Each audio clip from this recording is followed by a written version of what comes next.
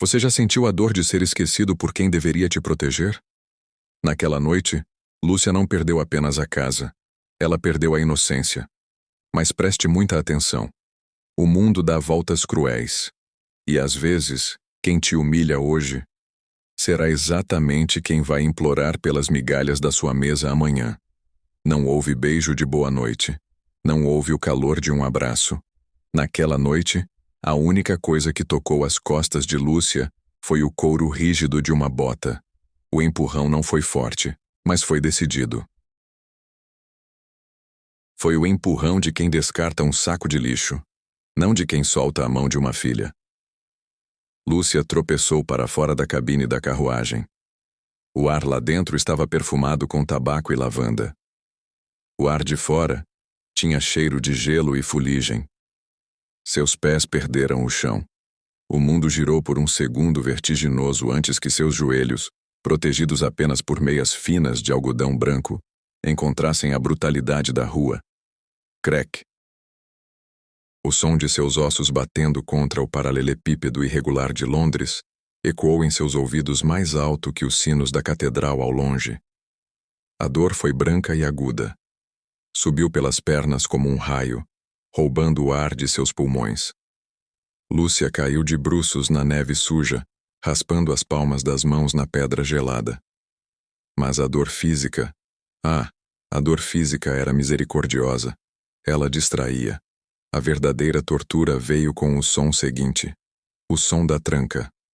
Clac.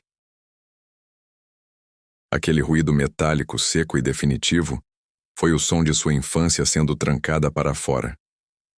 Lúcia girou o corpo na neve, ignorando a ardência nos joelhos ralados. Ela olhou para cima. A carruagem negra, polida e imponente, parecia um monstro de ferro e madeira sob a luz trêmula do lampião da esquina. A janela da cabine tinha uma cortina de veludo vermelho. Estava entreaberta, apenas uma fresta. E naquela fresta, Lúcia viu o rosto que amava. O rosto de seu pai. Ele estava olhando para a frente, rígido, com o maxilar travado. Uma lágrima solitária brilhava em sua bochecha, mas ele não virou o rosto. A covardia o mantinha imóvel, preso ao banco de couro. Ao lado dele, porém, havia movimento. Uma mão enluvada em pelica branca surgiu na fresta. A mão da madrasta. A mulher não gritou, não fez escândalo. Ela apenas puxou a cortina, fechando a fresta. Fechando a visão. Fechando o vínculo. Lúcia abriu a boca para gritar, "Papai!", mas o frio congelou sua garganta. Saiu apenas um chiado, um vapor branco e mudo. O cocheiro, lá no alto, enrolado em casacos de pele de urso, estalou o chicote. WH, pá! O estalo cortou o silêncio da noite de Natal como um tiro de canhão. Os 4 cavalos negros, ansiosos pelo feno quente dos estábulos, arrancaram com violência. As rodas traseiras da carruagem, altas como um homem e revestidas de ferro, giraram furiosamente. Elas morderam a lama misturada com neve derretida que se acumulava na sarjeta. O spray de sujeira, gélido e negro, voou diretamente no rosto de Lúcia. Cobriu seus olhos. Entrou em sua boca. Manchou o laço de cetim azul em seu cabelo dourado. Ela tossiu, engasgando com o gosto de terra e gelo. Quando ela conseguiu limpar os olhos, a carruagem já estava longe. Lúcia ficou ali, sentada no meio-fio, vendo as 2 lanternas vermelhas da traseira do veículo se afastarem. Elas pareciam 2 olhos malignos que piscavam para ela na neblina, diminuindo, diminuindo. Ela estendeu a mão, como se pudesse agarrar aquelas luzes e puxá-las de volta. "Não me deixem aqui", ela sussurrou, a voz quebrada. "Eu prometo que serei boazinha. Eu não vou comer muito. Eu vou ficar quieta." Mas as luzes viraram a esquina e sumiram. A escuridão caiu sobre ela como um manto de chumbo. Lúcia olhou ao redor. Ela estava em uma rua lateral, longe das avenidas principais.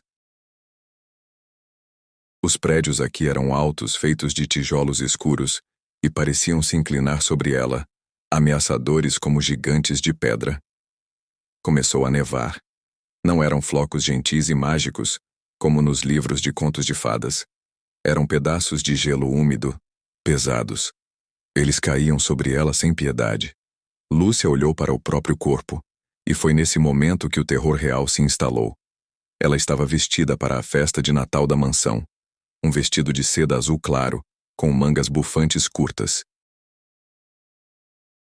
Lindo para um salão com lareira. Uma sentença de morte para a rua. O tecido fino, agora encharcado pela queda na neve, colou em sua pele imediatamente. O frio não pediu licença. Ele atacou.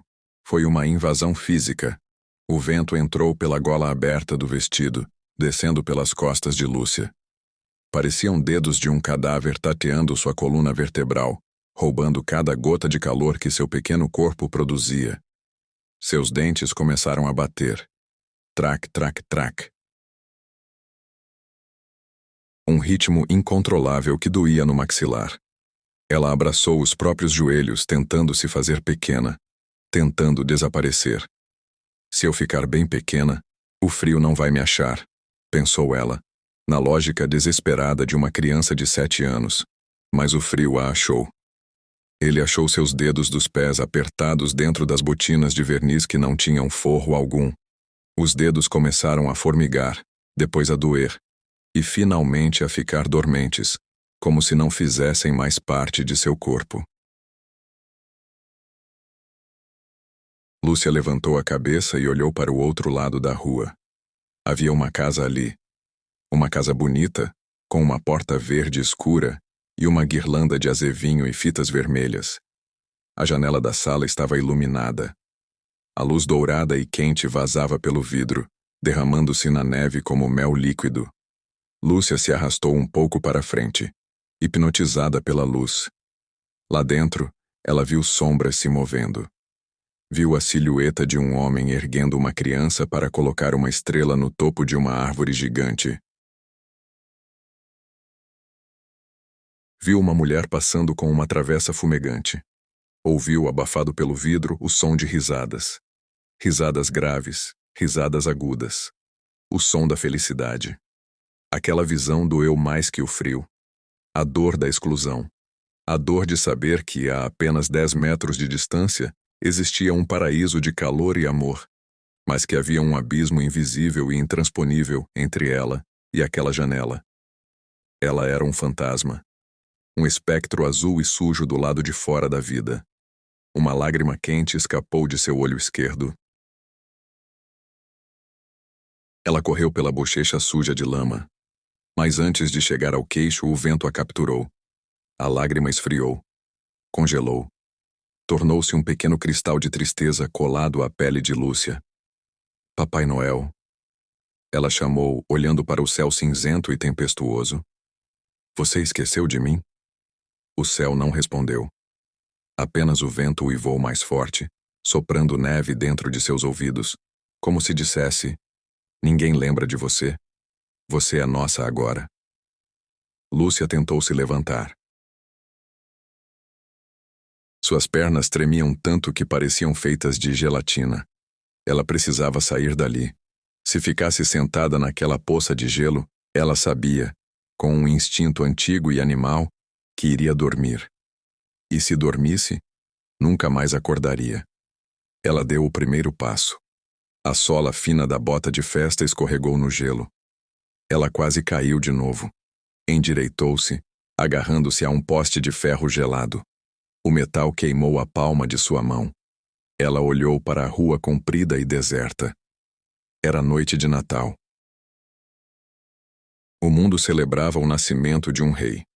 Mas Lúcia, a menina de seda azul, caminhava sozinha em direção ao nada, carregando apenas um medalhão de prata escondido no peito, e um buraco infinito onde antes batia seu coração. Lúcia continuou a andar. Não porque queria, mas porque seus pés, agora 2 blocos de gelo insensíveis, continuavam a se mover por puro instinto animal. A cidade de Londres, com seus lampiões a gás e vitrines decoradas com azevinho, transformou-se em um labirinto de crueldade. A cada esquina, o Natal a agredia. Não com pancadas, mas com sensações. A primeira tortura não veio do frio. Veio do ar. Lúcia dobrou a esquina de uma rua comercial. As lojas já estavam fechadas com correntes de ferro, mas uma padaria ainda mantinha as luzes dos fornos acesas para a grande fornada da manhã de Natal.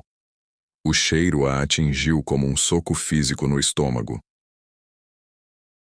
Não era apenas cheiro de pão. Era uma nuvem densa, úmida e quente que escapava pelas frestas da porta de madeira e dominava a calçada. Lúcia parou. O aroma invadiu suas narinas congeladas, descongelando-as com a promessa de comida. Cheiro de fermento vivo, crescendo no calor. Cheiro de manteiga derretida escorrendo sobre crostas douradas. Cheiro de açúcar mascavo caramelizando com canela e noz moscada. O corpo de Lúcia reagiu com violência. Seu estômago, vazio há mais de 12 horas, contraiu-se num espasmo doloroso. Parecia que uma mão invisível estava torcendo suas entranhas como se torce um pano molhado, exigindo combustível. A boca dela encheu-se de saliva instantaneamente. Uma saliva espessa, dolorida, que desceu pela garganta irritando o esôfago vazio. Ela se aproximou da vitrine. O vidro estava embaçado pelo calor de dentro. Lúcia ergueu a mãozinha roxa, que tremia sem parar, e limpou um pequeno círculo no vapor. Lá dentro, sobre prateleiras de madeira rústica, descansavam os tesouros. Pães redondos, polvilhados com farinha branca, parecendo pequenas luas cheias. Roscas trançadas, brilhantes de ovo pincelado, repletas de frutas cristalizadas vermelhas e verdes que reluziam como joias comestíveis. Lúcia encostou a testa no vidro gelado. O contraste térmico fez a pele de sua testa doer, mas ela não se afastou. Ela queria estar perto daquele calor. Ela fechou os olhos. A mente dela, turvada pela fome, pregou uma peça cruel. Por um segundo ela pôde sentir o gosto. Imaginou seus dentes rompendo a casca crocante de um pão recém-saído do forno. Ouviu o som imaginário do craque da crosta se partindo.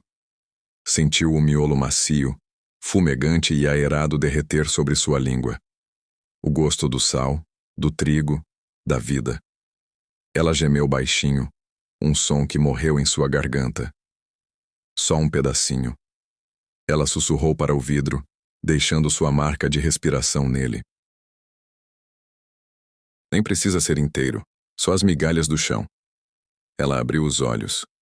Do outro lado, o padeiro, um homem grande e suado, com os braços sujos de farinha, passou carregando uma bandeja. Ele olhou para a vitrine. Viu o rosto sujo da menina. Viu os olhos grandes, encovados e famintos. Lúcia teve esperança. O coração dela disparou. Ele vai me ver. É Natal. Ele vai me dar um pãozinho queimado. O padeiro franziu a testa. Ele caminhou até a vitrine. E com um movimento brusco, puxou uma cortina grossa de linho bege. A visão foi bloqueada. A luz sumiu. O pão sumiu. Lúcia ficou sozinha com seu reflexo fantasmagórico no vidro escuro. Uma lágrima escorreu até o canto da boca. Ela a lambeu. Era salgada. Era o único jantar que ela teria naquela noite. Ela voltou a caminhar, agora mais curvada. A fome tinha roubado as últimas energias que o frio tinha deixado. Na praça central, sob a luz de um lampião duplo, havia um grupo de pessoas reunidas. Eram cantores de Natal, carolers, homens de cartola alta e sobretudos de lã grossa, mulheres envoltas em peles de raposa, com luvas de couro macio e cachecóis de veludo vermelho. Eles seguravam livros de música abertos e lanternas douradas que projetavam sombras longas na neve. Suas vozes subiam para o céu noturno, harmoniosas, perfeitas, afinadas como anjos. Noite feliz. Noite feliz. A música atraiu Lúcia como uma mariposa é atraída pela luz. Eles cantam sobre Jesus, pensou ela, com a inocência infantil. Jesus ama as criancinhas. Eles são bons. Eles vão me ajudar. Lúcia reuniu suas forças e se arrastou para perto do círculo de luz. Sua aparência era deplorável. O vestido de seda azul estava rasgado na bainha, manchado de lama negra e rígido de gelo. Seu cabelo dourado estava embaraçado e molhado. Ela estendeu a mão. A pele estava tão pálida que parecia transparente. As veias azuis eram visíveis. Por favor. A voz dela era um chiado rouco, quase inaudível. Estou com muito frio. Uma das mulheres, a que vestia o casaco de pele mais volumoso, parou de cantar no meio de uma nota. Ela baixou o livro de música devagar. Seus olhos percorreram Lúcia de cima a baixo. Não havia compaixão naqueles olhos. Havia nojo. O mesmo nojo que se tem ao ver um rato de esgoto subindo na calçada limpa. Que horror! Exclamou a mulher, recuando e puxando suas saias de seda para que não tocassem na menina. Onde estão os guardas para tirar essa sujeira da rua? Saia daqui, criança! Trovejou um dos homens brandindo sua bengala de madeira polida com ponta de prata. Você está atrapalhando nossa apresentação. Mas... é Natal. Lúcia tentou argumentar, as lágrimas congelando nas bochechas antes de cair. O Natal é para gente decente, não para vagabundos mirins, retrucou o homem, o rosto vermelho de indignação. Vá procurar o asilo dos pobres. Xô! Ele fez um movimento brusco com a bengala, quase acertando o ombro de Lúcia. A menina recuou, assustada, tropeçando nos próprios pés dormentes. O círculo de cantores se fechou novamente, virando as costas para ela. Eles retomaram a música, cantando mais alto para abafar a consciência e o som do choro da menina. Oh, vinde adoremos! Oh, vinde adoremos! Lúcia ficou parada na sombra, ouvindo a melodia sagrada ser cantada por bocas profanas. Aquilo doeu mais que a bengala. A hipocrisia daquelas pessoas era mais fria que a neve. Elas celebravam um bebê que nasceu num estábulo sujo, mas expulsavam uma criança que estava na mesma condição. Lúcia entendeu, com a sabedoria trágica que só o sofrimento traz, que ela estava invisível. Não, pior que invisível. Ela era uma mancha na paisagem perfeita deles. Ela deu meia volta e correu. Correu com as pernas duras, fugindo não do frio, mas da maldade humana. A corrida durou pouco. O corpo falhou. Lúcia entrou em um beco estreito para fugir do vento cortante. No final do beco, escondido nas sombras, havia um portão de ferro alto. E atrás do portão, um prédio de tijolos escuros, austero, silencioso. Uma placa de madeira balançava ao vento, rangendo. Orfanato St. Jude. Mas o portão principal estava trancado com correntes pesadas. Lúcia viu, porém, uma luz fraca nos fundos. Uma luz amarela que vinha de uma porta lateral, meio escondida atrás de barris de lixo cobertos de neve. Ela tentou caminhar até lá, mas seus pés não saíram do lugar. Ela olhou para baixo. A neve tinha coberto suas botas até o tornozelo. Ela não sentia mais os dedos, nem os pés, nem as canelas. Era como se suas pernas tivessem sido cortadas e substituídas por tocos de madeira morta. Lúcia caiu de joelhos. O impacto não doeu. Nada mais doía. E foi aí que o perigo real chegou. Uma onda de calor suave, mentirosa e sedutora começou a subir por suas costas. Está esquentando, pensou ela sorrindo debilmente. O verão chegou. Papai acendeu a lareira. Era a hipotermia final. O cérebro desesperado queimava as últimas reservas de energia, criando uma alucinação de conforto para que a morte fosse doce e sem dor. As pálpebras de Lúcia pesaram toneladas. Ela se arrastou de quatro, como um animalzinho ferido, deixando um rastro fundo na neve, até a porta dos fundos. A madeira da porta era velha, descascada, cheia de farpas. Ela encostou a testa na madeira. De dentro ela sentiu um cheiro. Não era cheiro de peru ou doces finos. Era cheiro de sopa. Sopa de cebola, batata e ossos. Cheiro de comida de verdade. Cheiro de sobrevivência. Aquele cheiro a manteve acordada por mais 3 segundos. Lúcia ergueu a mão. O braço parecia pesar 100 quilos. Ela fechou a mão em um punho fraco e bateu. Toque. O vento uivou, abafando o som. Ela tentou de novo, reunindo a última gota de vida que restava em seu coraçãozinho cansado. Toque. Foi um som seco, ridículo.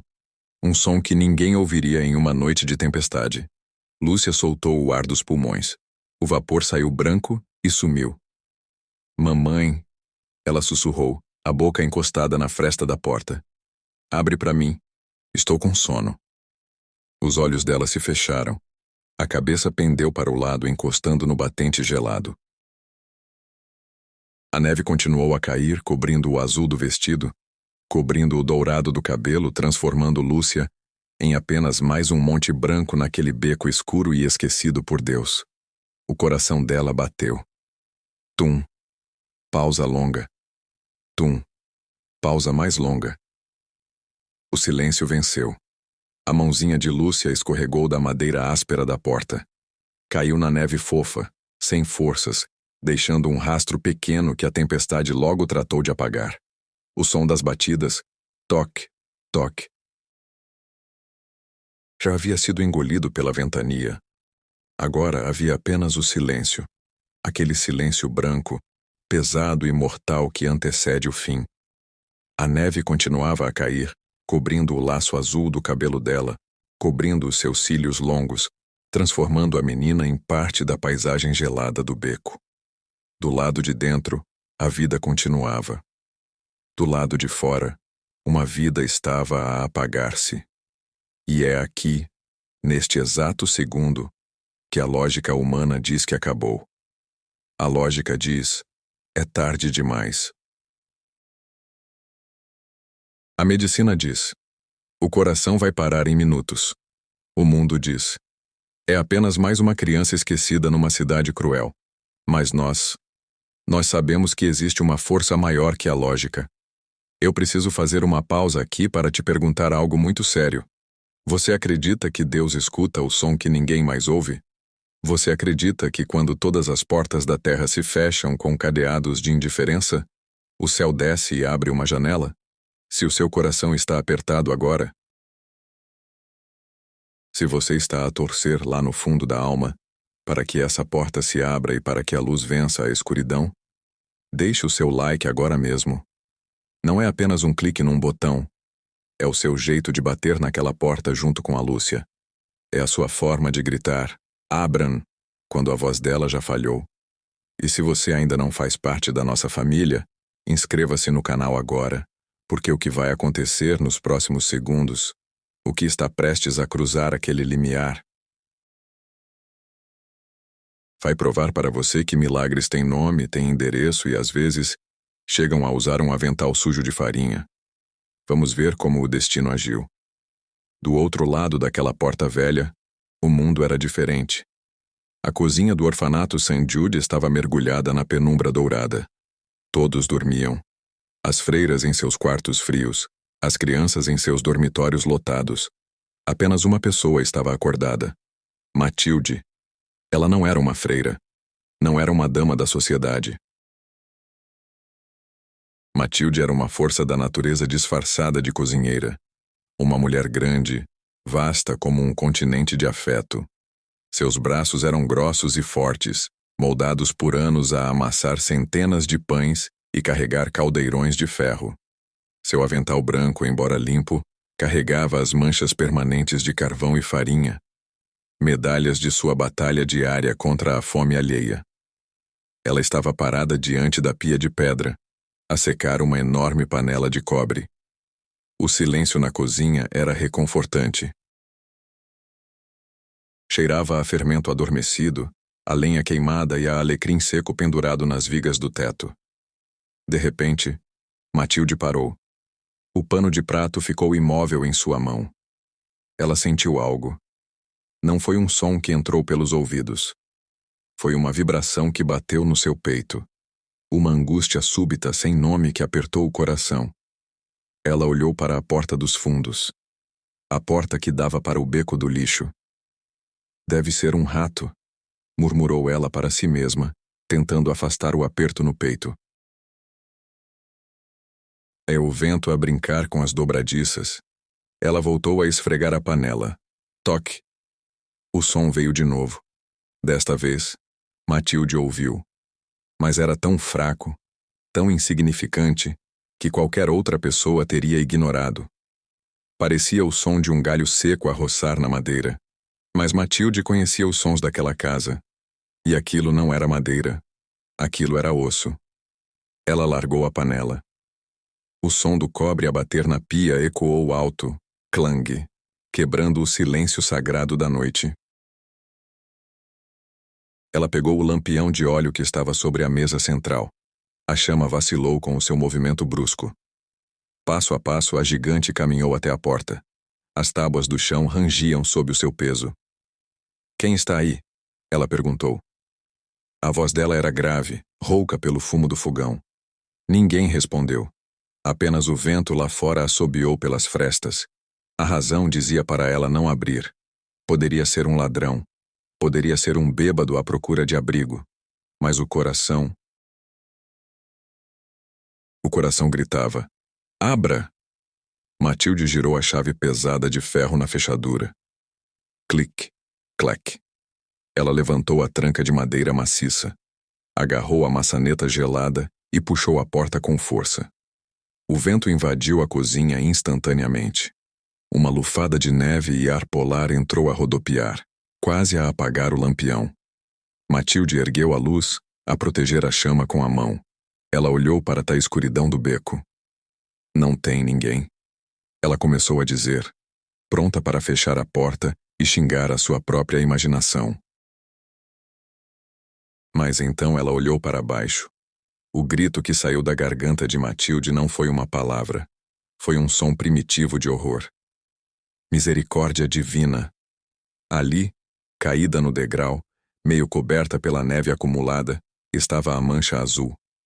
Não parecia uma criança. Parecia uma boneca de porcelana quebrada e descartada. O cabelo dourado estava branco de gelo.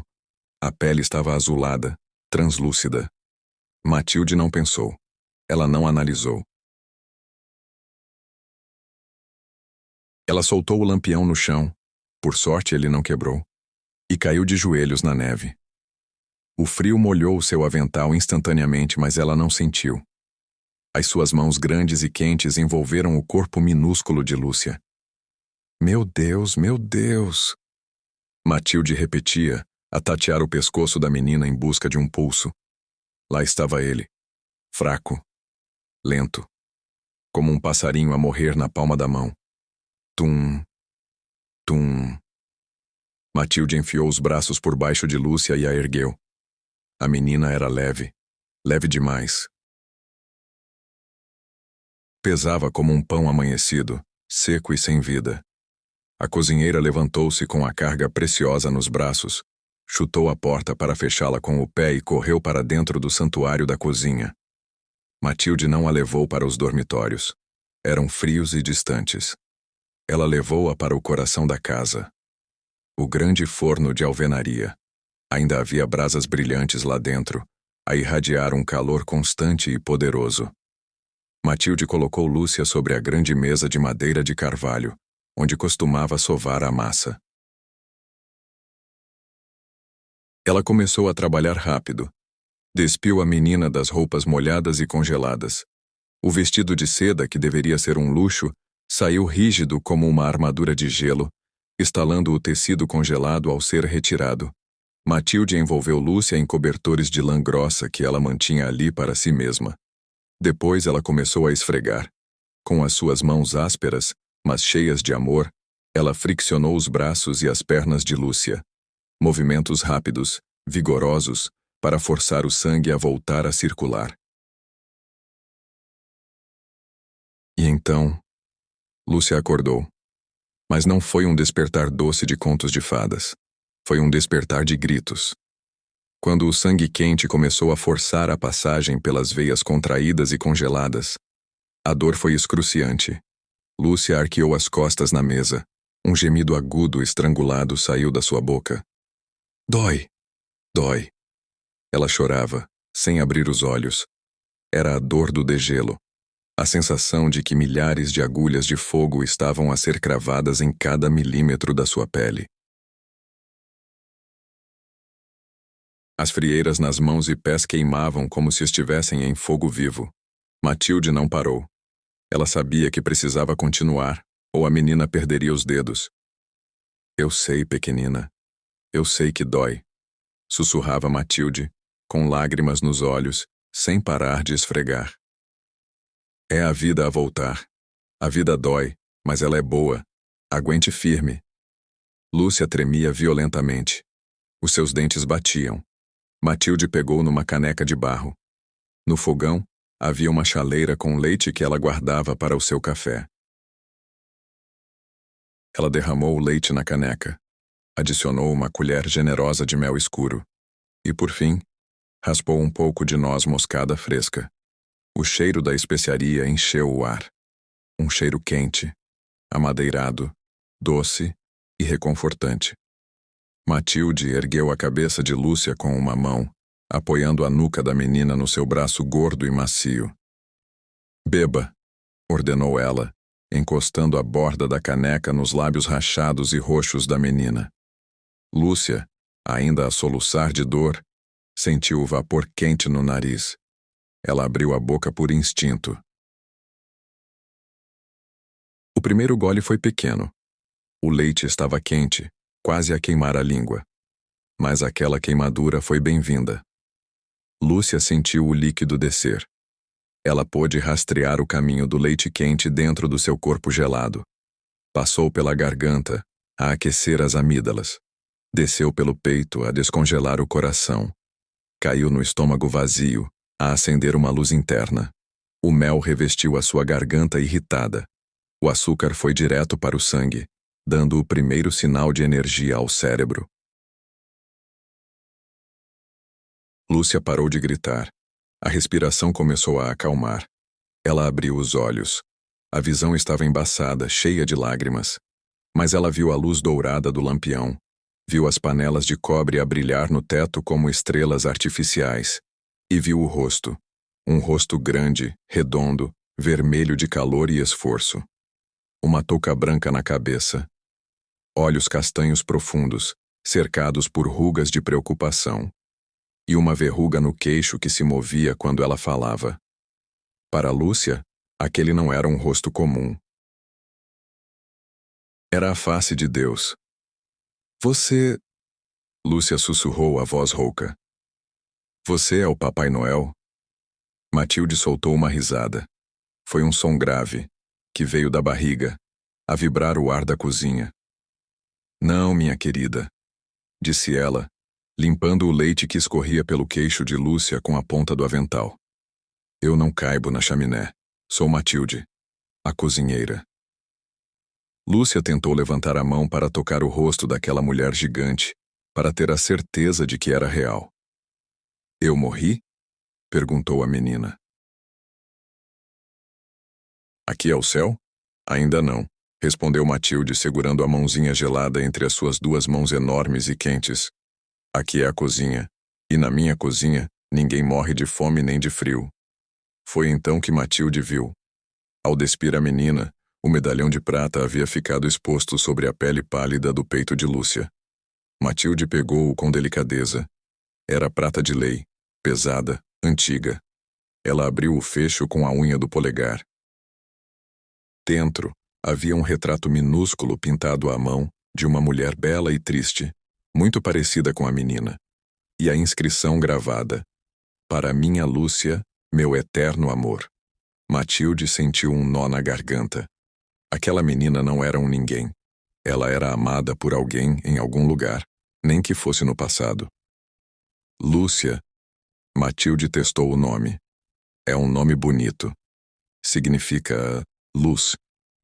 A menina assentiu, os olhos apesar de sono. Mas agora, um sono seguro. Eles me jogaram fora, Matilde, confessou Lúcia, uma lágrima quente a escorrer para o travesseiro improvisado. O meu pai me jogou fora. Matilde sentiu uma raiva branca subir pelo sangue, uma fúria que poderia quebrar pedras. Mas ela engoliu a raiva. Aquele momento era de cura, não de ódio. Ela inclinou-se e beijou a testa da menina. O beijo foi estalado, sonoro e quente. O lixo de uns é o tesouro de outros, minha luz, disse a cozinheira, a ajeitar os cobertores. Você agora é minha. E ai daquele que tentar te tirar de mim. Eu bato com a colher de pau. Lúcia sorriu.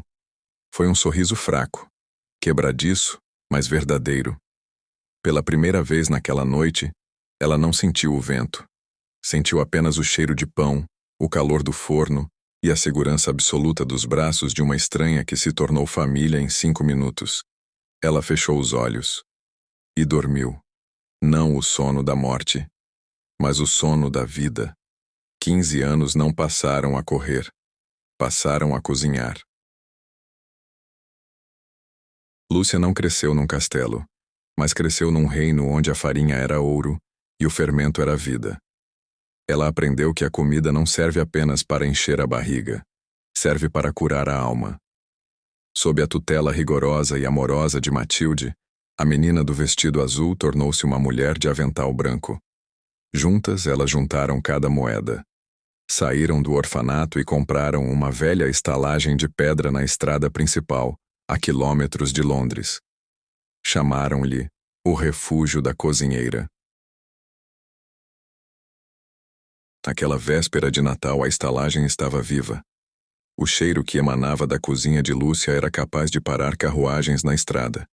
Era um cheiro complexo de vinho tinto reduzido, carne assada lentamente por 12 horas e ervas frescas colhidas no jardim de inverno. Matilde, agora com os cabelos brancos como a neve e as pernas cansadas, estava sentada na sua cadeira de balanço perto da lareira do salão, a descascar ervilhas e a sorrir para os clientes. Ela era a alma do lugar. Lúcia era o coração e as mãos. Lúcia estava atrás do balcão a polir taças. Ela era bela. O cabelo dourado estava preso numa trança firme, e os seus olhos azuis tinham a serenidade de quem sobreviveu ao inferno e voltou com um balde de água. De repente, a porta da frente abriu-se com estrondo.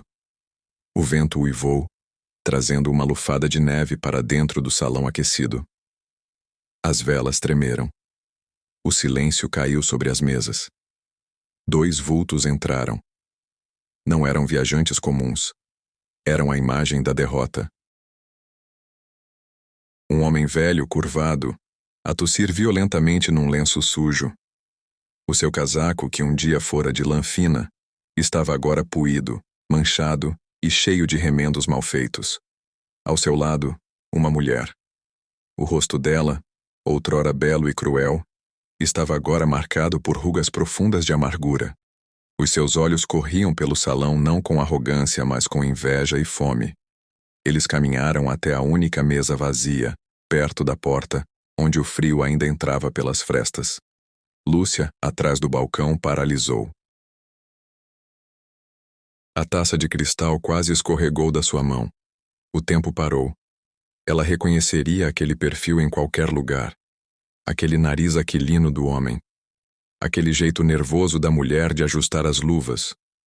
Agora luvas de lã barata, sem dedos. Eram eles. O pai que a trancou para fora. A madrasta que fechou a cortina. A vida, com a sua ironia implacável, tinha dado a volta. O vício em jogo do pai e a gastança desenfreada da madrasta tinham consumido a fortuna da família. Eles eram agora aquilo que desprezavam, vagabundos na estrada. Eles não olharam para Lúcia. Para eles, ela era apenas a dona da estalagem. Eles nem sequer imaginavam que a menina que deixaram para morrer pudesse ter sobrevivido, muito menos prosperado. Matilde parou de descascar as ervilhas. Os seus olhos de águia reconheceram os vilões. Ela começou a levantar-se da cadeira, a agarrar a sua bengala como se fosse uma arma. São eles? Sussurrou Matilde quando Lúcia se aproximou.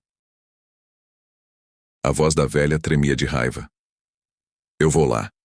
Eu vou expulsá-los a bengaladas. Vou deixá-los na neve como fizeram com você. Lúcia colocou a mão suavemente no ombro de Matilde.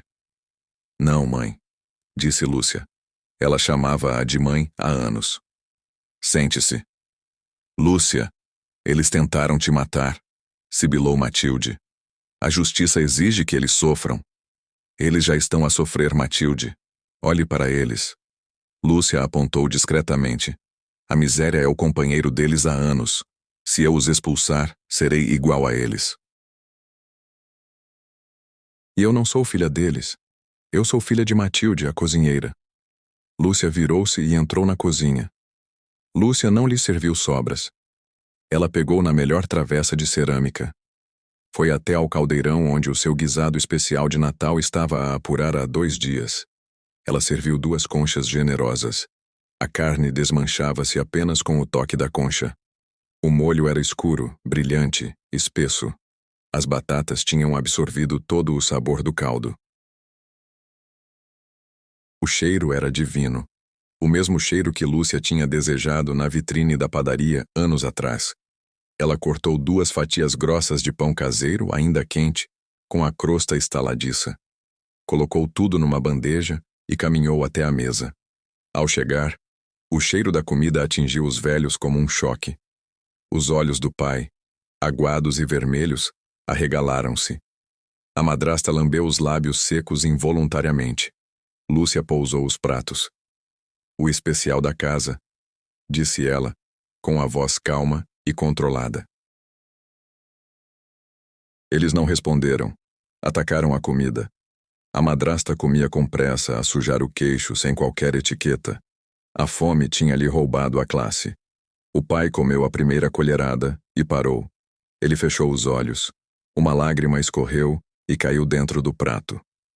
A comida quente, num corpo castigado pelo frio, provocou-lhe uma emoção que ele não sabia explicar. Lúcia ficou ali, de pé, a observá-los. Ela viu as mãos do pai a tremer enquanto segurava a colher. Eram mãos velhas, manchadas.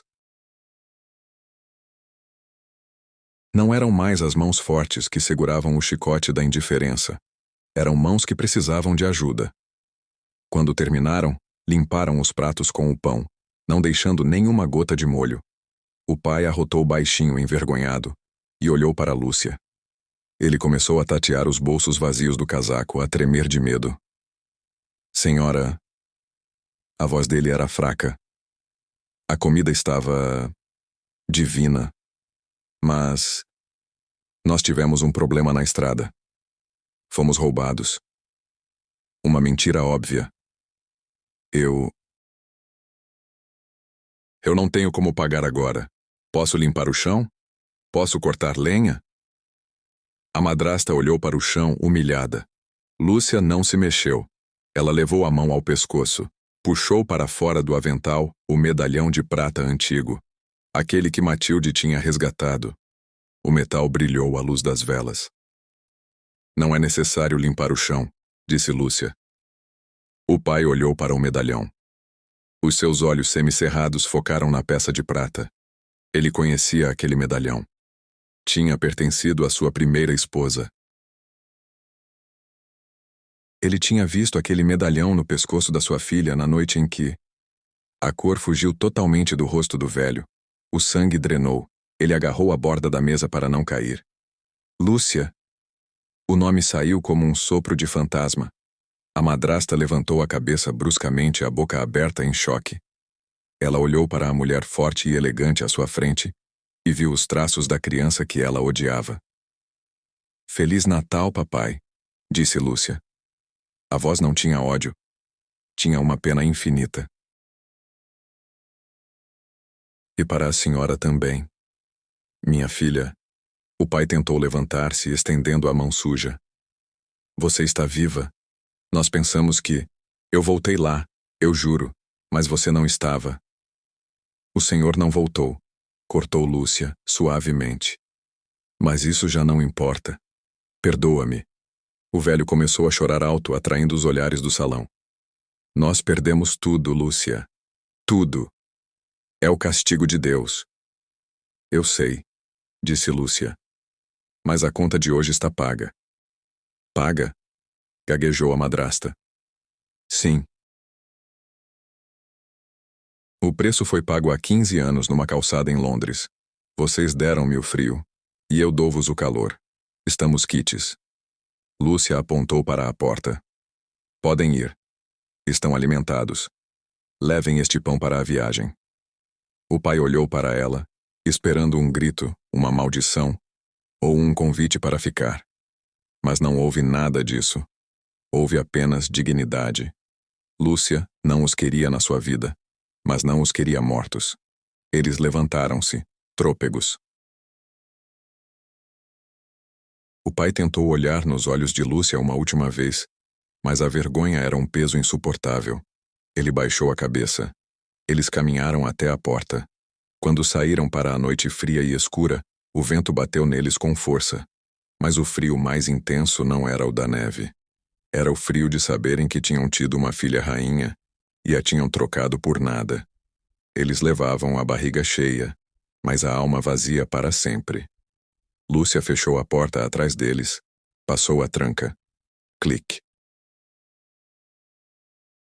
Desta vez a tranca não a deixava de fora. Mantinha o mal do lado de fora. Ela voltou-se para o salão. Matilde estava a chorar, a sorrir. Lúcia caminhou até ela, ajoelhou-se e beijou as mãos enrugadas da velha cozinheira. Você fez a coisa certa, minha luz, disse Matilde. Eu só servi o que você me ensinou, mãe, respondeu Lúcia. O melhor prato da casa. Misericórdia. A história de Lúcia ensina-nos que o mal pode roubar-nos o teto, pode roubar-nos o casaco e até a família de sangue. Mas o mal não tem poder para congelar um coração que decide amar. Deus tem Matildes espalhadas pelo mundo. Ele tem cozinhas quentes à espera de crianças perdidas. E ele tem um jeito muito elegante de fazer justiça. A vingança de Lúcia não foi destruir os seus inimigos. Foi prosperar na frente deles. Foi ter a dignidade de lhes dar um prato de sopa quando eles não lhe deram nenhum olhar. Ela provou que a verdadeira nobreza não está na seda do vestido, mas naquilo que servimos aos outros. Você tem se sentido abandonado? Parece que é sempre inverno na sua vida? Não desista. O seu guisado quente está a ser preparado por Deus neste momento. A sua virada vai chegar, e não será através da vingança, mas através da sua vitória. Se essa história aqueceu o seu coração nesta noite, se você acredita que o bem é a única resposta que cala o mal, eu peço que você se inscreva no canal agora. Não deixe essa história morrer aqui. Compartilhe este vídeo com alguém que precisa saber que o abandono não é o fim, é apenas o começo de uma nova família. Deixe o seu like e comente aqui embaixo uma frase que resume a atitude da Lúcia. O bem venceu. Fiquem com Deus. Que nunca lhes falte o pão, nem o amor. Até a próxima história.